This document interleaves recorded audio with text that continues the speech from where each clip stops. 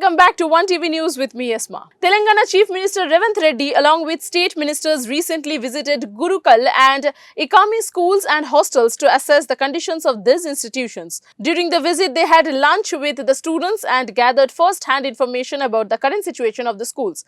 Addressing the increase in diet fees, Revanth Reddy highlighted that the state government is giving special priority to these programs to ensure the survival and growth of Gurukul institutions. The Chief Minister also noted that Telangana Public Service Commission Chairman B. Venkatesham and former DGP Mahendra Reddy were once students of Gurukul institutions.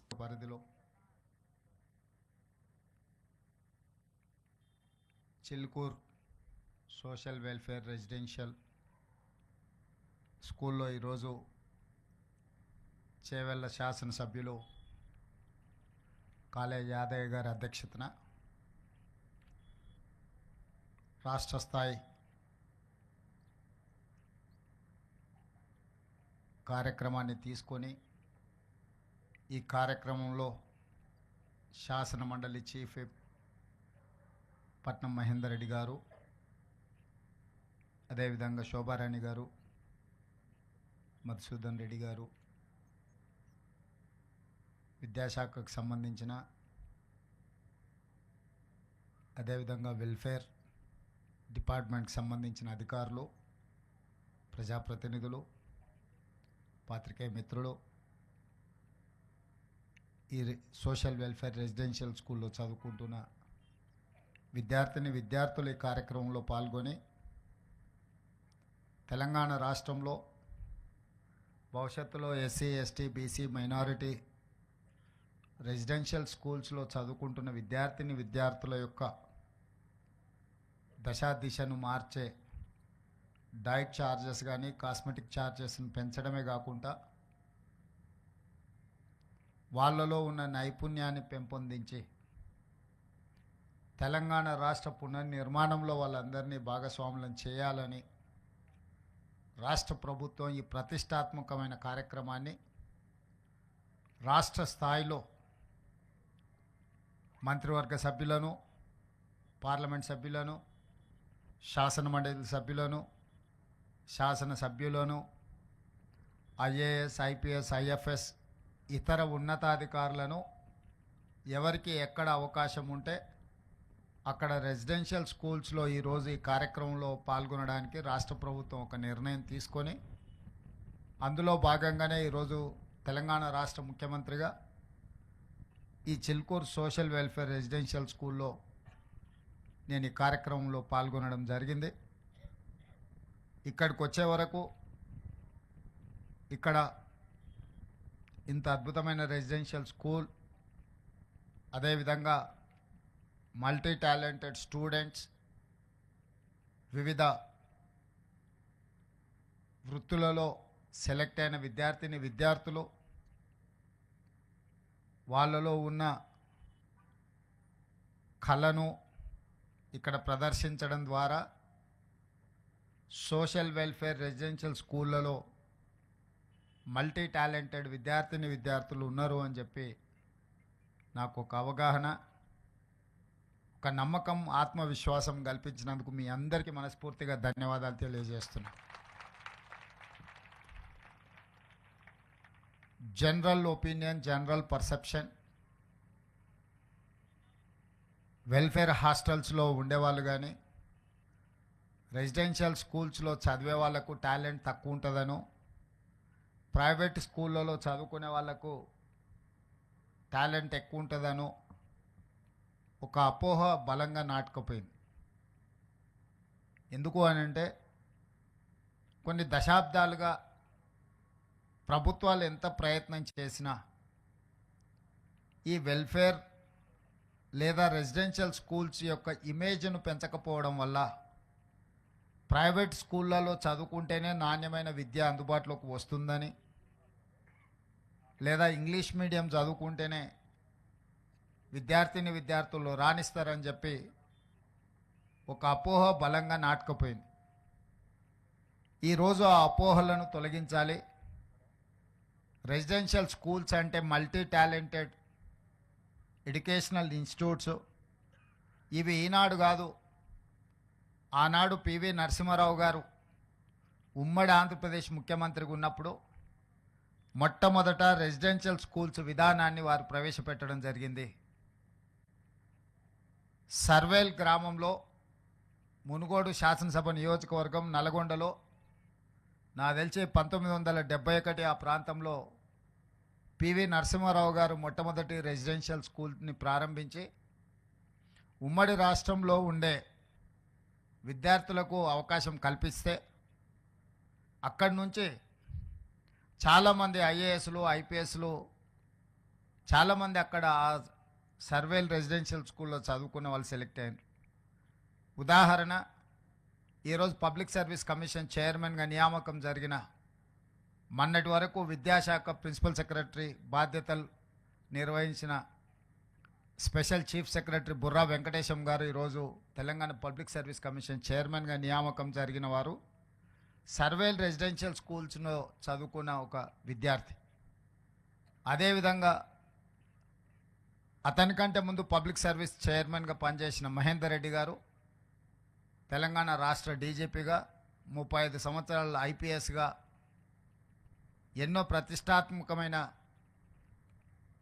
Police reforms తీసుకొచ్చిన మహేందర్ రెడ్డి గారు కూడా సర్వేల్ residential స్కూల్లో విద్యార్థి. చాలామంది ఈరోజు Navodaya residential స్కూల్స్లో కానీ కేంద్రీయ విద్యాలయాలలో కానీ రాష్ట్ర కేంద్ర ప్రభుత్వాలు నిర్వహిస్తున్న ఈ రెసిడెన్షియల్ స్కూల్స్లో చదువుకున్న వాళ్ళు చాలా గొప్పగా రాణించారు. కానీ ఒక Telangana Congress President Mahesh Kumar Goud has strongly reacted to the arrest and subsequent release of actor Allu Arjun following a stampede at Hyderabad theatre during the premiere of Pushpa 2, which led to the tragic death of a woman. Goud stated that he has no connection with the actor's arrest and clarified that he bears no personal grudge against Allu Arjun. However, he raised the pertinent question that if the actor is responsible for the death, shouldn't he have been arrested? The actor's arrest has sparked intense debate, with several film industries expressing their criticism of the decision. దేశానికి మార్గదర్శకాలు చూపినటువంటి నాయకుడు సంజయ్ గాంధీ గారి యొక్క జన్మదినోత్సవాన్ని గాంధీ భవన్లో జరుపుకుంటా ఉన్నాం. ఇవాళ భారతదేశం ఇంత స్పీడ్గా అభివృద్ధి చెందడానికి 5 పాయింట్ ఫార్ములా తీసుకొచ్చి 80వ దశకంలోనే ఈ దేశానికి దశ దిశ చూపినటువంటి మహానాయకుడు సంజయ్ గాంధీ గారు. వారికి నివాళులు అర్పిస్తూ ఇవాళ బీజేపీ నాయకులు కాంగ్రెస్ పార్టీ చిత్రసీమకి వ్యతిరేకమైనటువంటి ఒక మాట మాట్లాడడం జరిగింది. నేను ఆ నాయకులు సూటిగా అడుగుతా ఉన్నాను, కాంగ్రెస్ పార్టీకి తెలుగు చిత్రసీమకి ఎనలేని అనుబంధం. ఆనాడు మర్రి చెన్నారెడ్డి గారు ముఖ్యమంత్రిగా ఉన్నప్పుడు మద్రాసులో స్థిరపడినటువంటి తెలుగు చిత్రసీమ హైదరాబాద్కి రావాలని అన్నపూర్ణ స్టూడియో మొదలుకొని రామానాయుడు స్టూడియో కావచ్చు, పద్మాలయ స్టూడియో కావచ్చు, హైదరాబాద్లో వెలిసిన ప్రతి స్టూడియోకి ప్రభుత్వ పరంగా భూములిచ్చి చిత్రసీమని హైదరాబాద్లో అభివృద్ధి కావాలని, హైదరాబాద్కి చిత్రసీమ తరలి రావాలని ఆనాటి కాంగ్రెస్ ముఖ్యమంత్రులు ఇచ్చినటువంటి వెసులుబాటు వల్లే తెలుగు చిత్ర పరిశ్రమ మద్రాసు నుంచి హైదరాబాద్కు వచ్చింది. ఇవాళ మాట్లాడుతున్న బీజేపీ నాయకులు ఆనాడు అసలు రాజకీయ ముఖ చిత్రం లేకపోవచ్చు, చరిత్ర తెలుసుకొని మాట్లాడాలని నేను బండి సంజయ్ గారికి, గౌరవనీయులు లక్ష్మణ్ గారికి చెప్తా ఉన్నాను. కాంగ్రెస్ పార్టీ లేనిదే తెలంగాణ తెలుగు చిత్రసీమ హైదరాబాద్కి రాలంటి పరిస్థితి. ఆనాడు స్టూడియోలకి భూములు ఇవ్వడము, అన్ని రకాలుగా చిత్రసీమను ఆదుకోవడం వల్లే తెలుగు చిత్రసీమ మద్రాసు నుంచి తరలి హైదరాబాద్లో స్థిరపడింది. ఆ తర్వాత సినిమా తారులందరూ కూడా గౌరవించుకున్నటువంటి ఘనత కాంగ్రెస్ పార్టీది. ఇవాళ అనుకోకుండా ఒక సంఘటన జరిగి ఆ సంఘటనలో ఒక బీదవాడు చనిపోవడం, దాంట్లో జరిగినటువంటి లొసుగుల వల్ల చట్టం తన పను తను చేసుకుంటూ అల్లు అరుణ్ మీద కేసులు పెట్టడం జరిగింది. దాని తర్వాత కోర్టు బెయిల్ వేయడం జరిగింది. ఏ కథానాయకుడి మీద కాంగ్రెస్ పార్టీ నాయకులు ఎవరికి కూడా వ్యక్తిగతంగా ప్రేమ తప్ప దేశాలు ఉండవు. జరిగిన సంఘటన దృష్ట్యా చట్టం తన పరిధిలో కేసులు పెట్టి ఉండొచ్చు. కోర్టు బెయిల్ ఇచ్చింది. ఆ అంశాన్ని జత చేసి దాన్ని మొత్తం కాంగ్రెస్ పార్టీకి ఆపాదించే ప్రయత్నం బీజేపీ నాయకులు చేస్తున్న తీరుని నేను ఖండిస్తూ ఉన్నాను. చిత్రసీమకి, తెలుగు చిత్రసీమకి కాంగ్రెస్ పార్టీకి ఎనలేని అనుబంధం ఉంది. అదెవరు కూడా కాదనలేరు. హైదరాబాద్లో తెలుగు చిత్ర పరిశ్రమ అభివృద్ధి కావడానికి అహర్నిశలు కృషి చేసినటువంటి ముఖ్యమంత్రులు అంతా కూడా కాంగ్రెస్ వారే. కాంగ్రెస్ పార్టీ ప్రోద్బలం, కాంగ్రెస్ పార్టీకి దూరదృష్టి వల్లే ఆనాడు 70 దశకంలో మద్రాసు నుంచి తెలంగాణ తెలుగు చిత్రసీమని హైదరాబాద్ తీసుకొచ్చిన ఘనత కాంగ్రెస్ పార్టీ నాయకులు. ఇది మర్చిపోకూడదని చెప్తా ఉన్నాను. కవిత గారు రౌండ్ టేబుల్ కాన్ఫరెన్స్ అంటే ఇప్పుడు కవిత versus KTR versus Harish Rao versus Santosh రావు అట్లా నడుస్తూ ఉంది. ఎవరికి వారు రాజకీయ ముఖ చిత్రాలు ఉన్నారు కాబట్టి ఏదో కార్యక్రమాలు చేస్తూ ఉన్నారు. కవితమ్మ మా సోదరిమని నేను మిమ్మల్ని మీ ద్వారా వారిని అడుగుతా ఉన్నాను, రౌండ్ టేబుల్ కాన్ఫరెన్స్ ఏమని పెడతారు? Hyderabad police has issued strict guidelines to ensure law and order during the New Year celebrations and warned that severe action will be taken against those who violate these rules.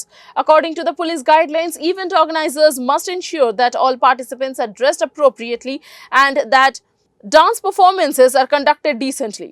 Additionally, any form of obscene behavior or display of nudity will not be permitted during the events. In response to the two-day debate on the 75 years of the glorious journey of the Constitution of India, in the Lok Sabha, Prime Minister Narendra Modi emphasized the government's commitment to implementing the Uniform Civil Code in line with the Constitution. He highlighted that this move aligns with the sentiments of the Constitution makers, especially Baba Saheb Ambedkar, who advocated for the abolition of personal laws based on religion. Modi accused the Congress party of disrespecting the Constitution's original intentions and using it as a political tool. He also pointed out that the Congress had initiated numerous amendments on the Constitution, leading to 75 changes in the last 75 years. राजर्षि पुरुषोत्तम दास टंडन जी, मैं संविधान सभा के अंदर हुई चर्चा का उल्लेख कर रहा। उन्होंने कहा था, सदियों के बाद हमारे देश में एक बार फिर ऐसी बैठक बुलाई गई है, यह हमारे मन में अपने गौरवशाली अतीत की याद दिलाती है। जब हम स्वतंत्र हुआ करते थे, जब सभाएं आयोजित की जाती थी जिसमें विद्वान लोग देश के महत्वपूर्ण मामलों पर चर्चा करने के लिए मिला करते थे। दूसरा कोट में पढ़ रहा हूं डॉक्टर राधाकृष्णन जी का। वे भी इस संविधान सभा के सदस्य थे। उन्होंने कहा था, इस महान राष्ट्र के लिए गणतांत्रिक व्यवस्था नई नहीं है, हमारे यहां ये इतिहास के शुरुआत से ही है। और तीसरा कोट मैं बाबा साहब आम्बेडकर का कह रहा हूं। बाबा साहब आम्बेडकर जी ने कहा था, ऐसा नहीं है कि भारत को पता नहीं था कि लोकतंत्र क्या होता है। एक समय था जब भारत में कई गणतंत्र हुआ करते थे। आदरणीय सभापति जी, हमारे संविधान के निर्माण की प्रक्रिया में हमारी देश की नारी शक्ति ने संविधान को सशक्त करने में बहुत बड़ी भूमिका निभाई थी। संविधान सभा में 15 माननीय महिला सदस्य थी और सक्रिय सदस्य थी। मौलिक चिंतन के आधार पर उन्होंने संविधान सभा की डिबेट को समृद्ध किया था और वे सभी बहनें अलग अलग बैकग्राउंड थी, अलग अलग क्षेत्र की थी, और संविधान में उन्होंने जो जो सुझाव दिए, उन सुझावों का संविधान के निर्माण पर बहुत बड़ा प्रभाव रहा था। और हमारे लिए गर्व की बात है कि दुनिया के कई देश आजाद भी हुए, संविधान भी बने, लोकतंत्र भी चला, लेकिन महिलाओं को अधिकार देने में दशकों बीत गए थे। लेकिन हमारे यहां शुरुआत से ही महिलाओं को वोट का अधिकार संविधान में दिया गया। आदरणीय सभापति जी, जब G20 समिट हुई, उसी भावना को आगे बढ़ाते हुए, क्योंकि संविधान की भावना को लेकर के हम सब जीने वाले लोग हैं, हमने G20 की अध्यक्षता के दरमियान विश्व के सामने विमेन लेड डेवलपमेंट का विचार रखा, और विश्व के अंदर विमेन डेवलपमेंट से अब आगे जाने की जरूरत है, और इसलिए हमने विमेन लेड डेवलपमेंट की चर्चा को अंजाम दिया। इतना ही नहीं, हम सभी सांसदों ने मिलकर के एक स्वर से नारी शक्ति बंधन अधिनियम पारित करके हमारी महिला शक्ति को भारतीय लोकतंत्र में उनकी भागीदारी सुनिश्चित करने के लिए हम लोगों ने कदम उठाए। आदरणीय सभापति जी, आज हम देख रहे हैं हर बड़ी योजना के सेंटर में महिलाएं होती है, और ये जो संविधान के हम 75 वर्ष मना रहे हैं, ये संयोग है, और अच्छा संयोग है कि भारत के राष्ट्रपति के पद पर एक आदिवासी महिला विराजमान। ये हमारे संविधान की भावना की एक अभिव्यक्ति भी है।